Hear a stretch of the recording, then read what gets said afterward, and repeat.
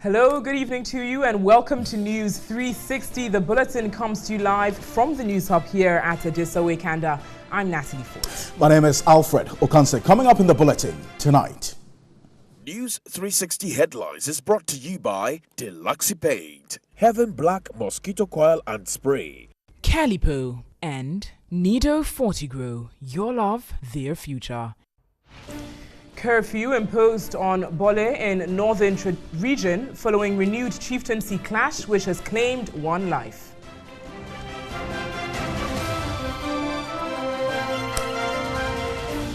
Also, the Geological Survey Authority warns the Wejagbawe community decongested, warning of an imminent major earthquake.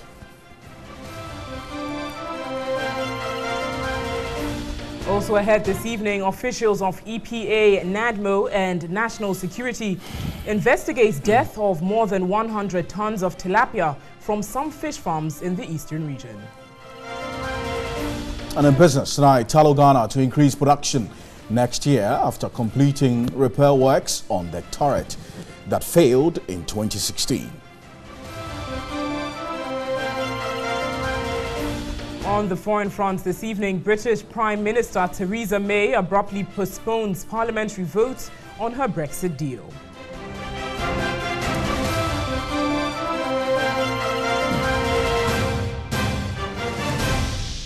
The details of these stories and much more news coming to you live here on News 360. Our bulletin streams live on 3news.com as well as TV3 Ghana on Facebook.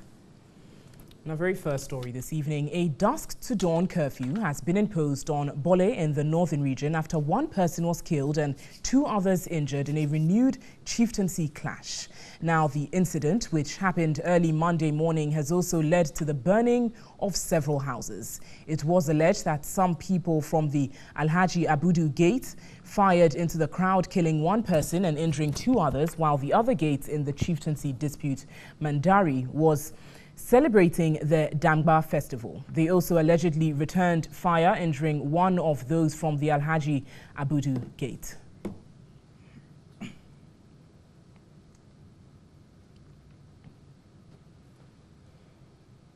Let's stay on this issue further. I'm joined on the phone lines by DSP Mohammed Yusuf Tanko. He's the Northern Regional Police PRO. Hello, good evening. DSP, I hope you can hear me. Welcome to News 360. Hello. Hello, good evening, DSP. Well, first of all, could you confirm the imposition of this curfew on Bole? Yeah. I hope you are asking after the curfew on Bole or yes, the situation please. In Bole. Absolutely. Hello. Yes, I'm asking with regards to the curfew in Bole. Yeah, this evening the curfew has been imposed on Bole. It's 6 to 6 curfew, and it was imposed by the Ministry or Minister of Interior as mandated by law on the advice of the Northern Regional Security Council. Last night there was a disturbance at Bole when one faction in the chieftaincy dispute they decided to hold a Damba festival. Some people who are suspected to be from the other faction used the cover of darkness and fired gunshots into the crowd, killing one person and injuring another. They also returned fire and injured another person from the attacking faction. So looking at the situation and judging from the intelligence that we are picking on the ground, it is likely this night some other people might use the cover of darkness to perpetrate crimes. So it is very good and very timely that the minister has decided to impose curfew on Bole. Now, aside the curfew imposition, we are also in the know that some residents are fleeing the community, as per the incidents that occurred in Bole. What exactly and how is the police maintaining security? So far, if you go to Bole, the situation is calm. But in spite of the fact that there's calm at Bole, it doesn't mean that there is peace. So we are not taking things for granted. I have not had any reports of people fleeing Bole. Even if people were fleeing Bole, we advise them to stay put because the security men are on the ground trying to ensure that they have the needed protection. And we also patrol the night to ensure we thwart the effort of people who want to compromise on the security of the township. And any arrest made? So far, no arrest has been made, but we are picking intelligence, trying to identify the perpetrators of the act, and the arrest will be made subsequently. But our preoccupation now is to ensure that we ensure peace and security on the ground. We dominate the ground with our men so that people cannot use the cover of darkness or people cannot in any way cause mayhem. Thanks for that update there, DSP. Grateful for your time this evening.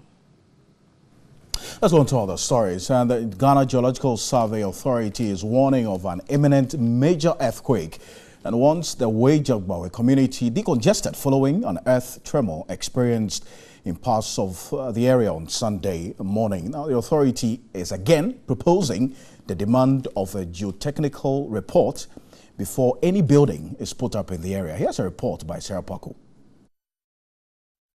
The Geological Survey Authority, which regarded the earthquake as minor, pegged its magnitude at 4.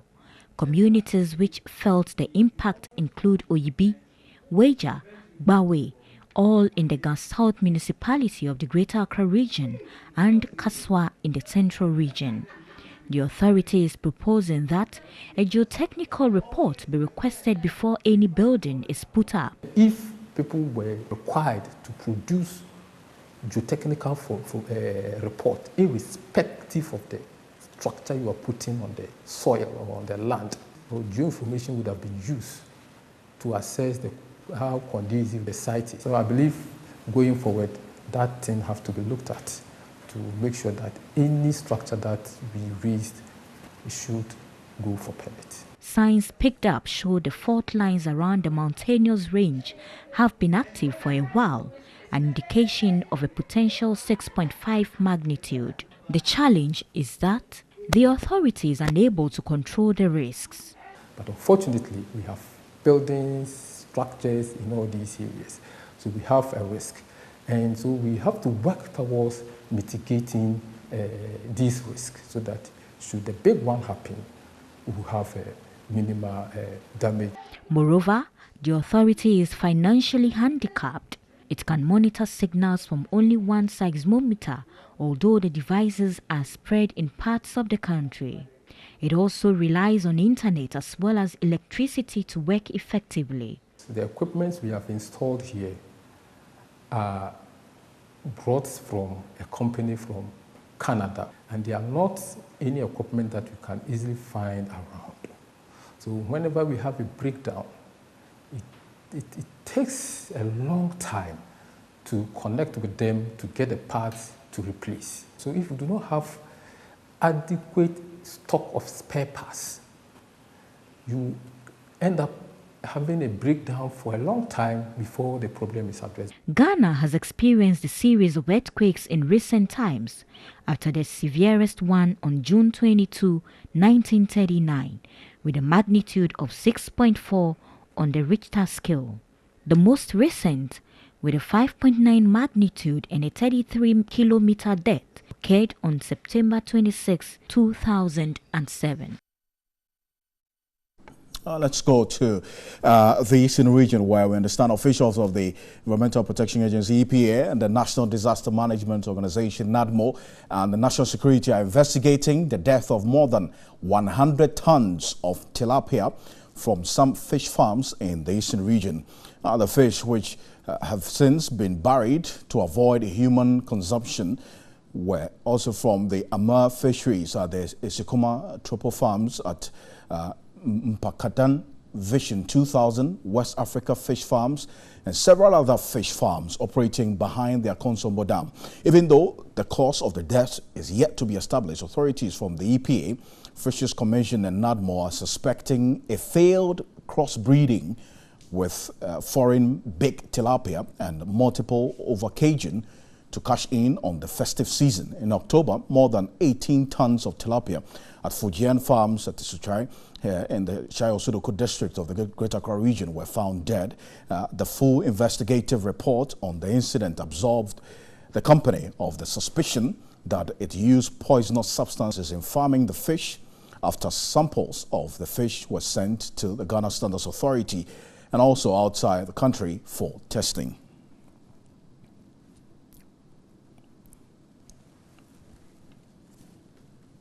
Felix Ado Ochere is the Eastern Regional Director of the EPA. He joins me on the telephone. Mr. Ochere, thank you for your time this evening. You've ruled out any possibility of food poisoning, but have you identified what may have led to the death of these tons of fish? We seem to have lost him on the telephone.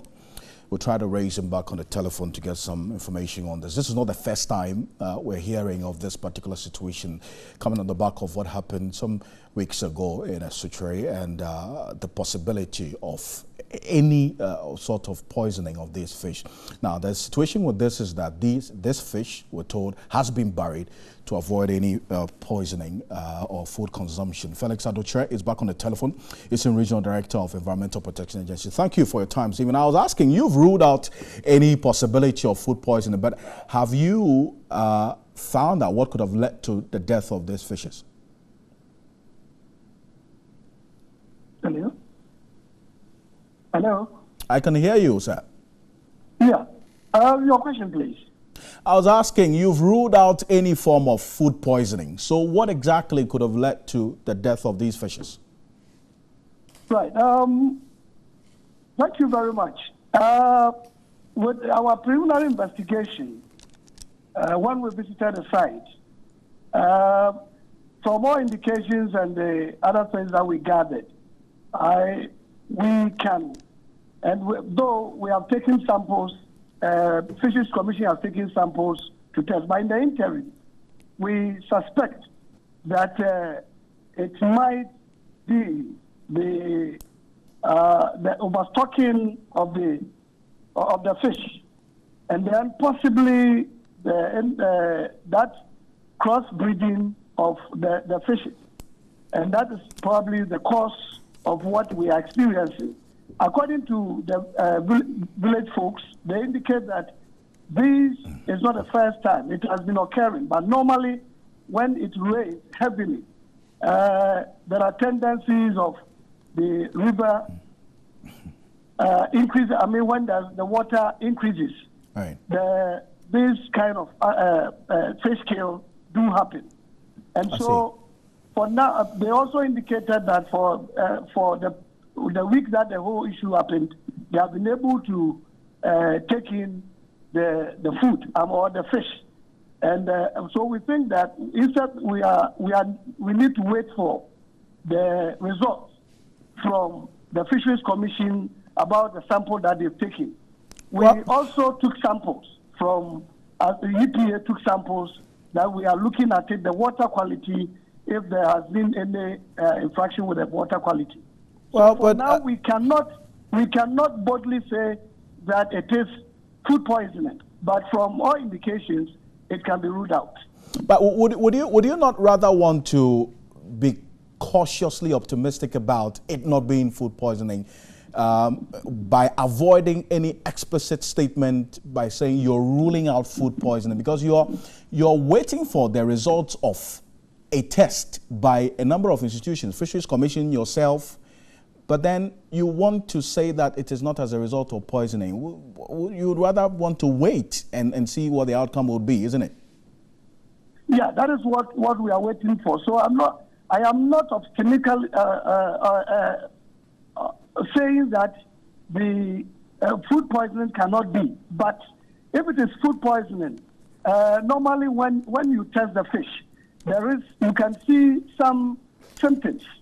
Right. So that is why we are saying that for now, we can't say that it is food poisoning. Okay. Until we wait for the result from the samples that was taken. Right. Mr. Chair, thank you Yes. for your time this evening. I'm grateful. Felix Ado-Ochere is the Eastern Regional EPA Director. Let's turn to some other news this evening. As construction of roads, interchanges and roundabouts across the country is expected to begin in January next year, as the first tranche of the 2 billion cedis, that's Chinese Sino-Hydro loan agreement, has been approved by Parliament. The Minister for Roads and Highways has meanwhile promised to ensure value for money after the minority raised such concerns. The $646.6 million is expected to be used to construct road projects in Accra, Kumasi, Sunyani, Sekondi Takoradi and Cape Coast, runabouts in Takoradi, Adenta Dodowa Dual Carriageway, and rehabilitate the Akimodan Ofuansi Road, as well as the Jasikan Dodi Pepesu Road in the Volta region. The Roads and Highways Ministry, in justifying the loan, noted 77% out of the 78,000 kilometers of the country's road network is unpaved. Some MPs from the minority side, though supported the need for road construction, expressed the need for each of the projects to be valued to ensure value for money. They insisted the over $646.6 million could reconstruct many more kilometers of road than what is contained in the current agreement. Minority Chief Whip Muntaka Mohammed Mubarak, for instance, said offices and camps to be set up alone cost $1.548 million, and Senate affordable housing, which has 8 apartments each, is going to cost 3,000 cedis each. This, he said, the people of Ghana are being shortchanged. He also suggested that moving forward, Parliament should seek advice from the Attorney General on which loans to approve and which ones not to. The Sector Minister, Kwesi Amoakwata, promised to take the concerns on the floor on board and also ensured value for money. First Deputy Speaker of Parliament has cautioned civil society groups not to impose excessive pressure on Parliament to pass the Right to Information Bill. Jose said such pressure on Parliament is frustrating and could mar the thorough scrutiny of the bill before its passage. He was speaking at a closing ceremony of the Anti-Corruption Week celebrations here in Accra. The first Deputy Speaker was reacting to concerns by the Deputy Commissioner of Shraj, Richard Quayson, that Parliament has delayed passing the RTI bill, which is hampering Ghana's efforts in fighting against corruption. Information bill, which was laid in the various parliaments of the Fourth Republic, is still pending before Parliament, and there are mixed signals as to whether it will become law anytime soon. We urge government and Parliament to do everything necessary to meet the aspirations of the good people of Ghana regarding this important bill.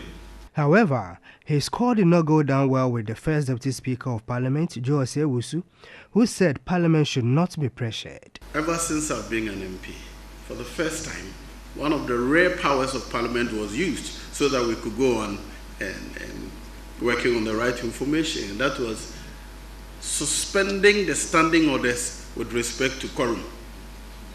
Because I was presiding, I realized that some members wanted to raise quorum. We didn't have sufficient numbers. And so I suspended the standing orders. Let's not give the impression that Parliament is frustrating the process. He again indicated that citizens and civil society groups should fall on Section 47 of the Local Government Act to demand transparency from government. Sometimes it's also frustrating the way we behave. We behave as if law is just enactment. If you look at the Local Governance Act, Section 47, anybody you Google, you find it. It is there that every resident of a district has the right to ask for any information in any of the district assemblies. It was passed 2 years ago. I'm not aware that anybody has ever used it. Vice President Dr. Mahamadou Bawumia pleaded with Parliament to ensure its passage. They have considered about half of the amendments to the bill so far, so it looks like all things being equal, early in the next session in Parliament, he tells me, this bill that has been sought after for the last 20 years, by the grace of God and with your effort, we should see it pass.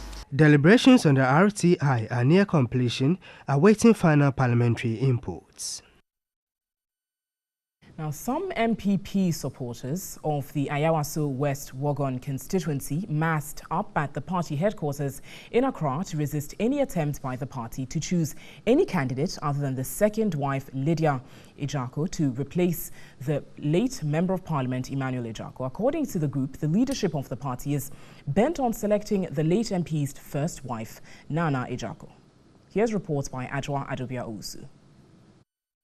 The Member of Parliament for the Ayawaso West Wuogon constituency passed away on November 21 in the United States after a protracted illness. A by-election is expected to be held 60 days after his death. Some supporters of the MPP marched to the party headquarters to petition the leadership to select the second wife of the late MP, Lydia Alhassan Ejako, after hearing that it intends to give the first wife, Nana Ejako, the nod. What we have is a resolution that we are submitting to the party hierarchy to tell them that we are all for Lydia. Yeah. We want my Lydia to lead the party in the impending by-elections. Yes. We have privy to information reaching us that some people want to impose a candidate on the constituency. But you know, the grassroots is saying that it's not about imposing a candidate, it's all about the determination of a marketable candidate by the grassroots. So all we are saying is that they should give listening ears to what we are saying and rather come down and let us all determine who is marketable as far as the by-elections is concerned. According to the former coordinator for the Ayawaso West Wuogon constituency, Clement Shamayoni, the petition has finally been accepted by the party executives, awaiting a decision from the steering committee. Pretty interesting. We're waiting to hear what the party hierarchy will say or respond to this particular petition. We'll stay on this in our subsequent bulletins. But on MTN Video Report today, our concerned citizen journalist reports on the collapse of the only school building at Swati in the Bonahafo region. He is appealing to stakeholders to come to the aid of the community.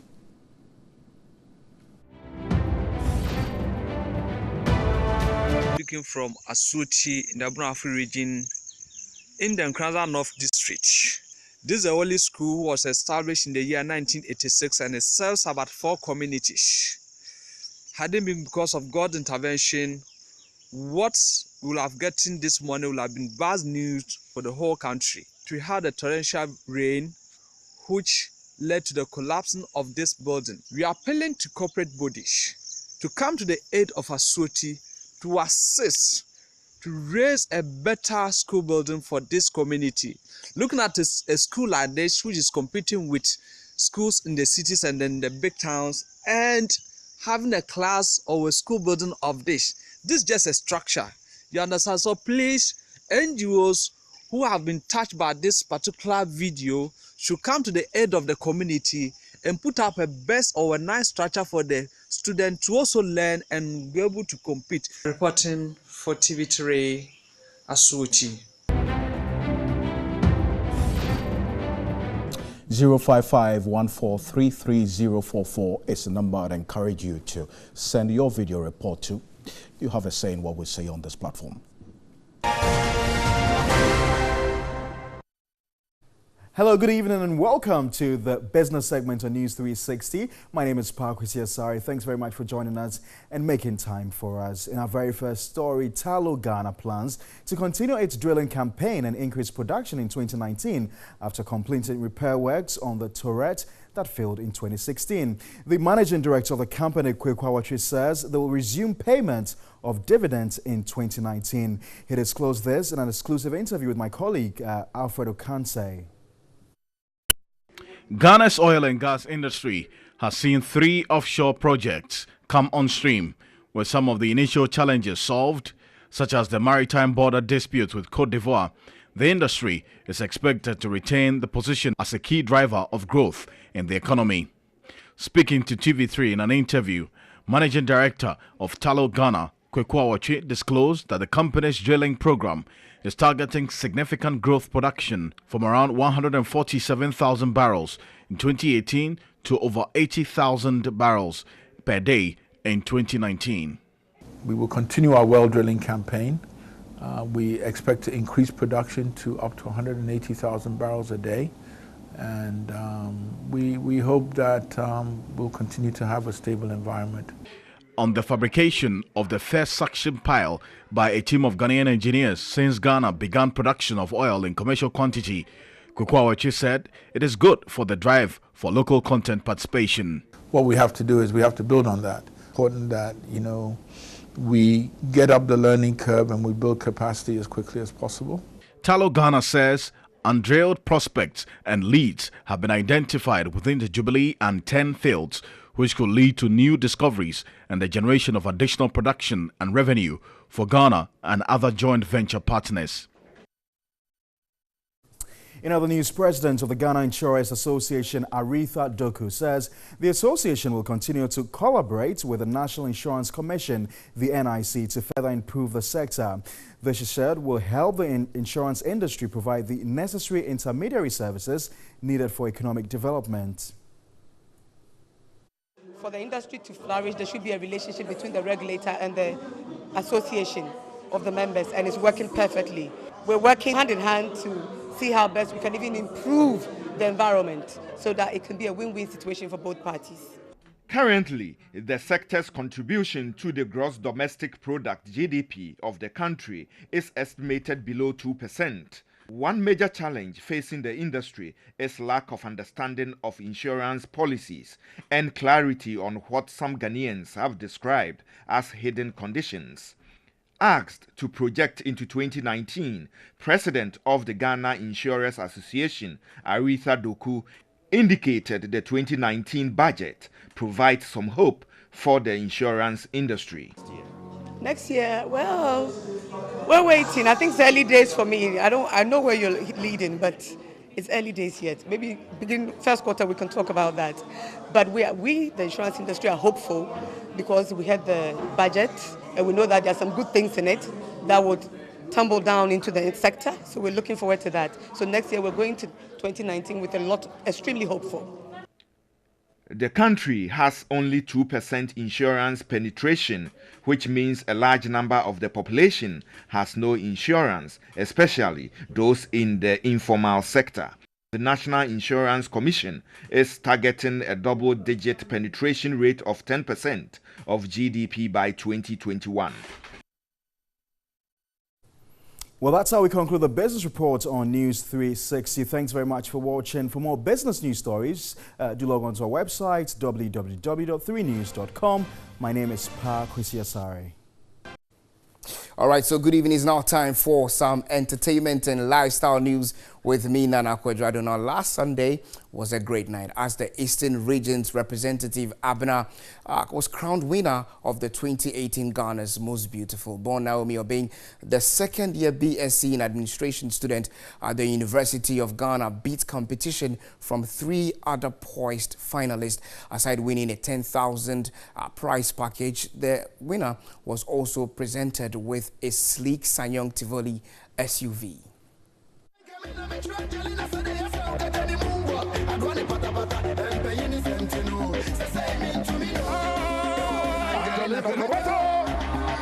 Four spirited and gorgeous contestants, Ohima, Wekia, Afra, and Abena, battle it out for the converted GMB crown. I advise you to go and buy Made in Ghana goods so that you can boost your own market. The pride of the Bronga-Hafu region, Ohima, came prepared. Her opening presentation on Buy Ghana was not just impressive. The affable contestant was convincing on the need to patronize Made in Ghana product, noting it boosts the local economy. I myself will go with your Auntie Afra to Bonre to customize an original Ghanaian kente.